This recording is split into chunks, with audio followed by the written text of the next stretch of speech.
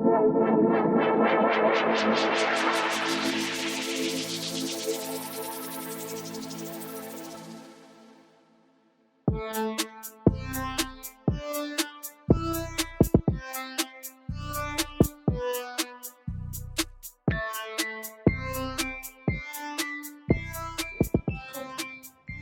everybody. My name is Ameer Washington. I'm the CEO of Boys and Girls Club of Newark, and today we are filming the first episode of the Great Futures Forge, and we are fortunate to have a very special guest, Miss Linda Baraka. Would you like to introduce yourself?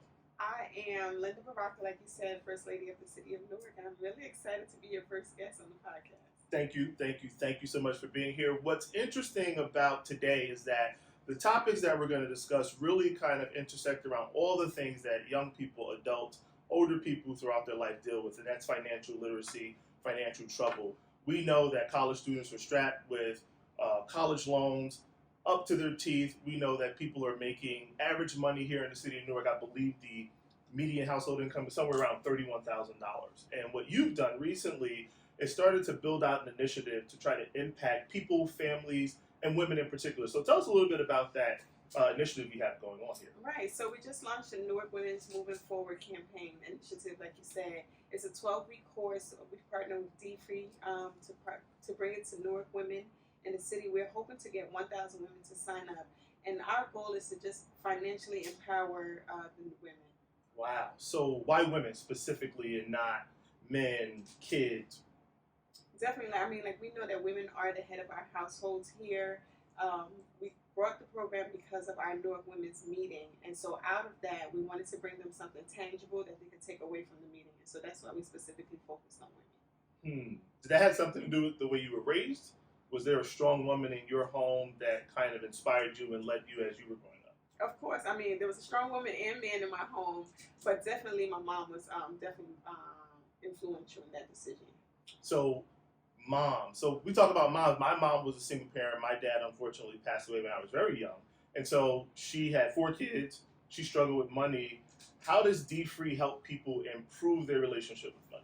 Right, so DFree has this 12-week course. They've done it with over 100,000 people. So it's a proven course where they do a 12 weeks, 12 steps in the program to help you kind of assess where you are, get your finances in order, and then move forward into planning for your future. And so I love that aspect of the program. It's free. We're able to bring it to the Newark women for free thanks to our partners that we've worked with here in the city to bring it to them for free. Awesome. So who manages and runs DFree? I think I know who he is, but I want to hear who he is and how you met him. How did you come in contact with him? Yeah, so the great Reverend Dr.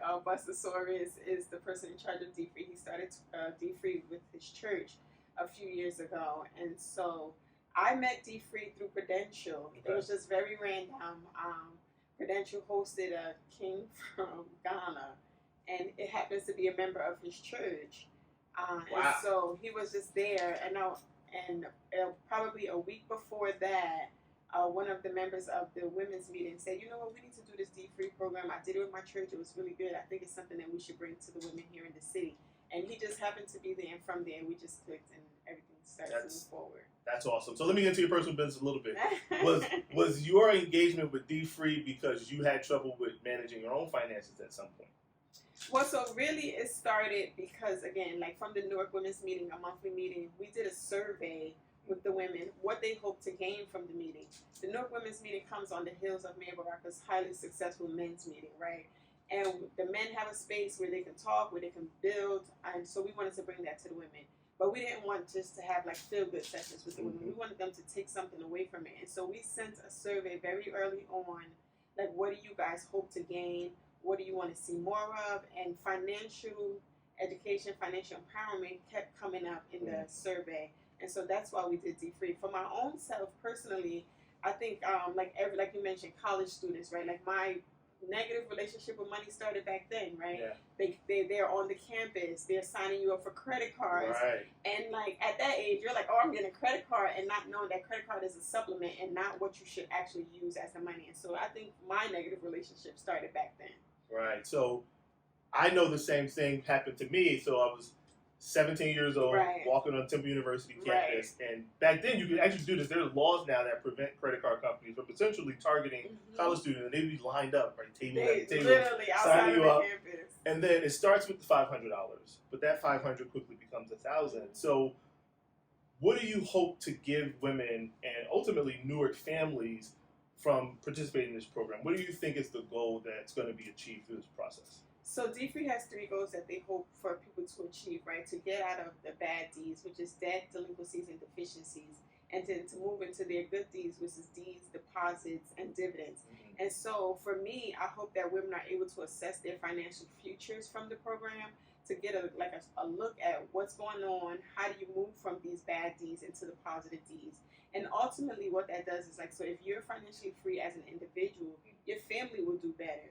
And what I want to happen is that for your family doing better, your smaller community does better, and then hopefully our entire city. Right, yeah. So we talked about Prudential, and Prudential holds a special place in our heart here at Boys and Girls Club. They're our largest individual grant every year. What are they doing to support this program? You're telling me it's free, right? We always hear the term, nothing in life is free. Right. So what is Prudential providing to your initiative? The program is free for Newark residents thanks to sponsors like Prudential. Prudential has been really, really great in terms of partnering us with DFree, providing financial support, and providing back-end support, right, to help build out the program. I love Prudential for that, right? Like, they're here in the community, right? Like, they don't just have a building here. They're actually really here trying to make impact in the lives of Newark residents. That's awesome. That's fantastic. So we got to thank Prudential for seeing the importance of this initiative. I think for a long time they've invested in us, youth development, after-school programs, but right, the cornerstone of the family is the person in the home, and being able to provide for your family financially is the most important thing. What do you think the roadblocks are to achieving the success that you want to see within this program? I think roadblocks would be that it's a long program, right? Like, it's not something you can just do in one day, and it would require you to look internally. And so roadblocks would be definitely that it's 12 weeks, right? But that shouldn't stop you from participating and wanting to see the end goal. And then you have to do your inner searching. Yeah. So inner searching, that sounds a lot like self-assessment. Right. That sounds a lot like telling yourself the truth. What is it about DFree that's different from any other financial literacy program? Right, there are hundreds of books. There's Rob Kiyosaki. There are all these financial gurus on the internet that people listen to, selling you their product and their course. This is free, so there's no money out front. So what's different about their approach compared to some other things that you've seen? I love one that they're not trying to sell you anything, right? Like, we're not trying to sign you up for this program so that we can sell you some things on the back end, right? It is literally free for Newark residents. I love that it's an impersonal journey for yourself, right? Like, you don't have to tell me how much you owe. You don't have to tell the facilitator how much you owe. That's something that you're going to do internally with yourself so that you are financially free. So I love that, those two aspects of it. That's why we really decided to go with the DFree program. That's fantastic. So privacy, confidentiality, Definitely. It's all about you and focusing on yourself. So what makes Newark prepared now, families prepared now? What's different about the city, in your opinion, that makes us ready for this kind of initiative? Right. I was just telling your colleague earlier that I think that Newark is positioned as one of the best urban cities in the country. I think that the mayor's doing a great job of bringing progressive ideas here to the city and progressive initiatives, and this is just one of those things that we're able to bring to our residents that's different, that's creative and unique, that addresses our problems. Yeah, that's fascinating. So progressive, one of the best urban cities in the country. So the mayor has this men's initiative, you have this women's initiative. How can youth benefit from this kind of program or initiative? Where do you see the opportunity for young people to get involved? Yeah, absolutely. So again, like you said, college students, I think that this is a great time for them to jump in and get ahead of these situations so they don't fall into traps like me and you did. I would love to see that, right? Like, Newark is a college town. If we get a number of college kids to sign up and jump ahead of their finances, that way they don't go down that negative rabbit hole. Okay, so they got to come here somewhere. Where do they go to get access to this 12-week course? Who's teaching it? How's all that happening? Right. So you sign up initially on dfree.org/Newark.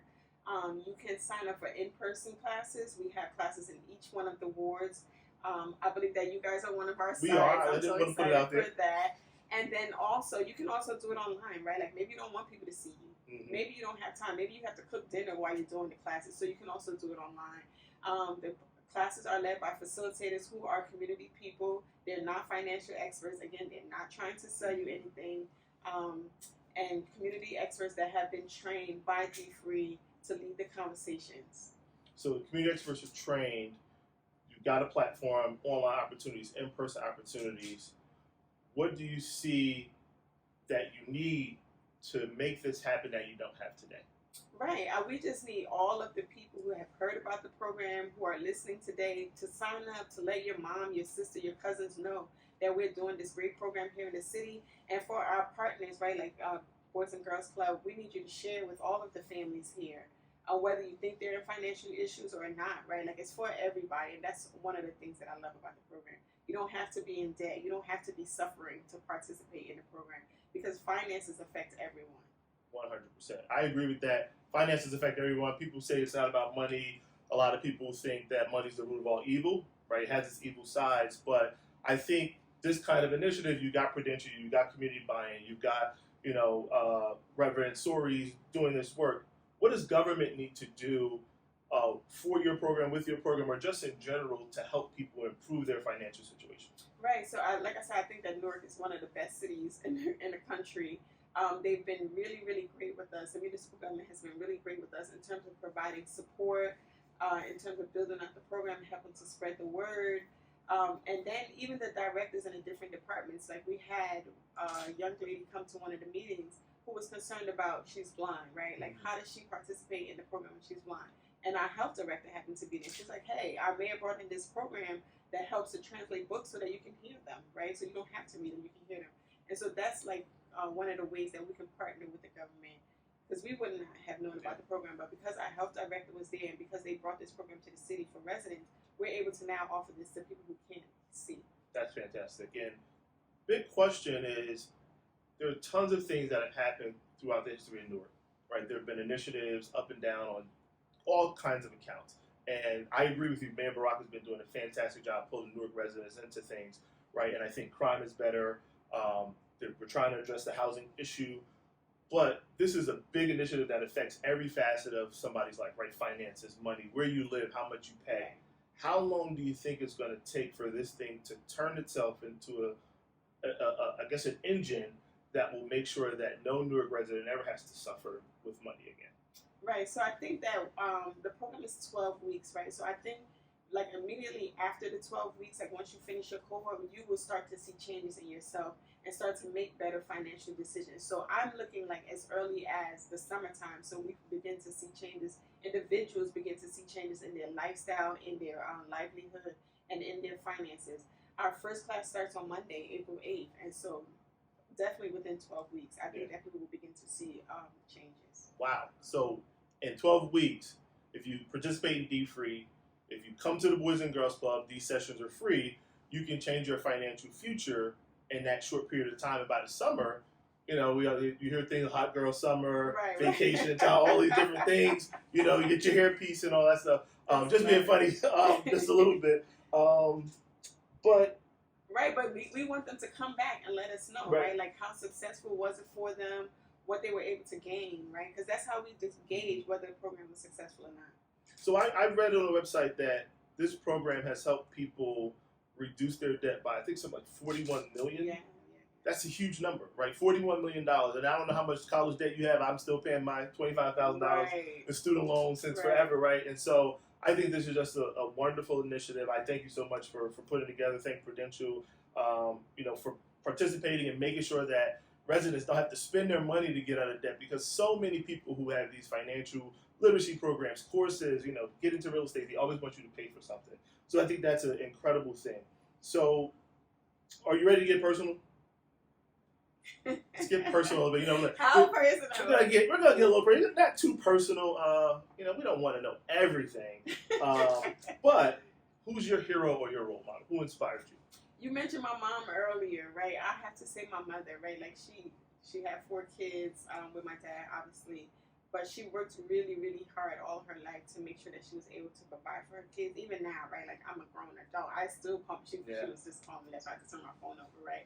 Like, we still talk to each other all the time. She still makes sure I'm okay. So I would have to say my mom. That's awesome. So, what's your favorite food?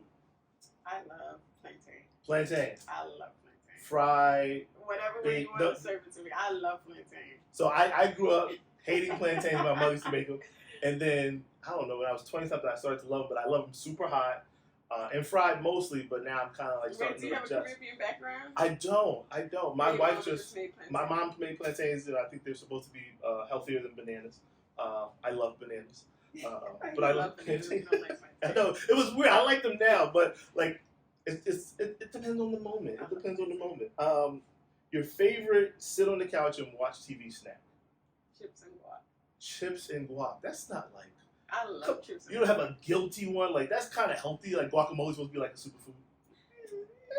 Yeah, that's why I love it. It's good for me. Probably eats a massive amount of chips and guac. No, like the whole bag. Chips and guac, definitely. I love guacamole too. I gotta be there. Your favorite musical artist? Oh, I love this. So, my favorite artist, people laugh at me all the time, especially my family, is Daddy Lumba. Daddy Lumba. Daddy Lumba's a Ghanaian high life artist, right? Okay. And he's kind of like our parents' age. Really? And so my cousins always ride me, like, you really love Daddy Lumba. So whenever we're out and his song comes on, they're like, there goes the favorite artist. Like, yeah. I love that. I'll fangirl over Daddy Lumba. Really? I love him. Have you ever met him? I saw him in the airport one time, and I was with my cousins. They would never let me live this down. And I was like, that's Daddy Lumba, that's Daddy Lumba. But they would never let me live You this ran down. up and fangirl on him? I did.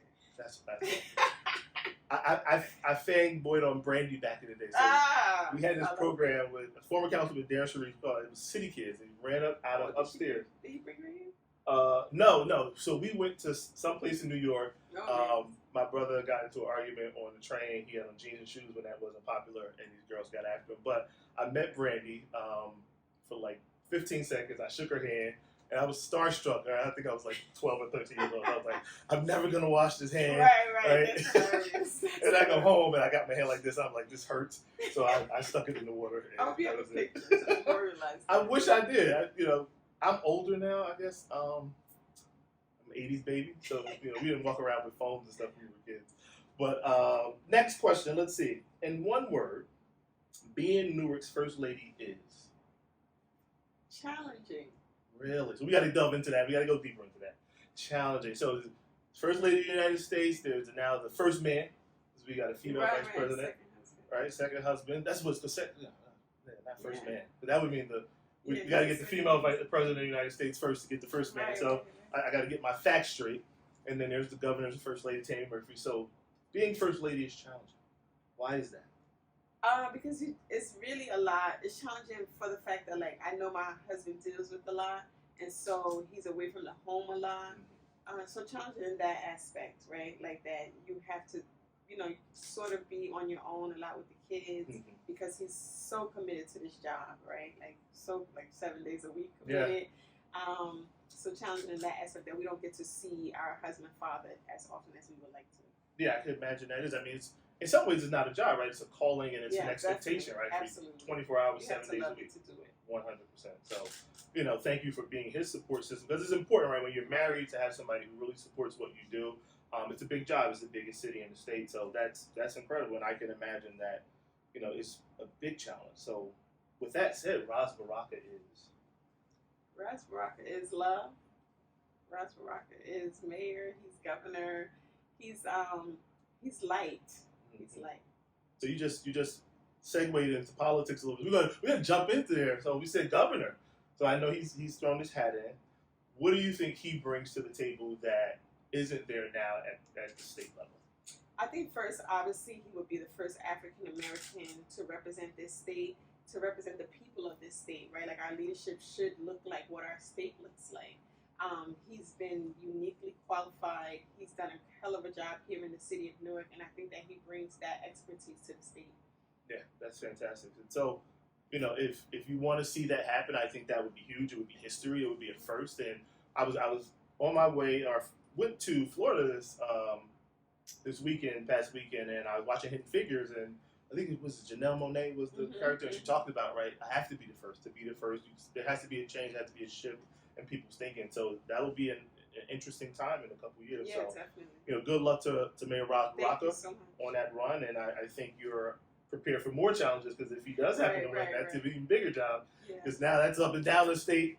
So your favorite vacation spot when you get to vacation? Oh my God, I love to go back home to Ghana. Love to go. I love family. The weather there obviously is incredible. It's amazing. It's just different. It's a good vibe. The first place you want to go that you've never been? Seychelles. Seychelles. I don't think I've ever heard. Where is that? Seychelles is in Africa. So beautiful like island in Africa. Really? And what? It was just an island of its own. Okay. Oh. Newark is. Newark is home. Yeah. Newark is love. Newark is home. And life is. Life is lifing.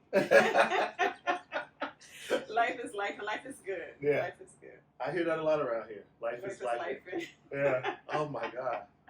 So I think this was actually fantastic. I want to say thank you so much. I think, we're trying to do more and more with our young people. I was just blown away by the initiative itself. I said, we want to participate.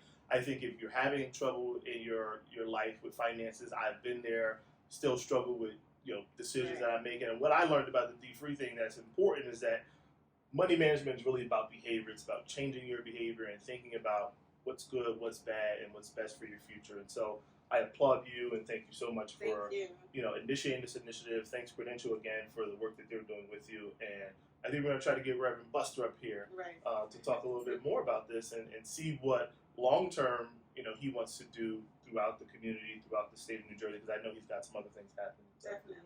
But thank you so much for having me. Definitely thank you to all of our sponsors who have given us the opportunity to provide this program to the residents free of charge. So that would be like Prudential, Industrial Bank, PSE&G, RWJ, Invest Newark is one of our partners too. And thank you to all of the community partners like yourself, right, who have opened their doors to the women to come in and take the program.